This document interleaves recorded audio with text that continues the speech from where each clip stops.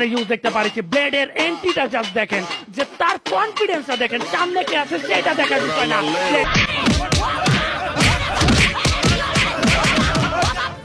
ও বাবা, বাবা গো, ওরা কি আমায় মার্ডার করতে চেয়েছে?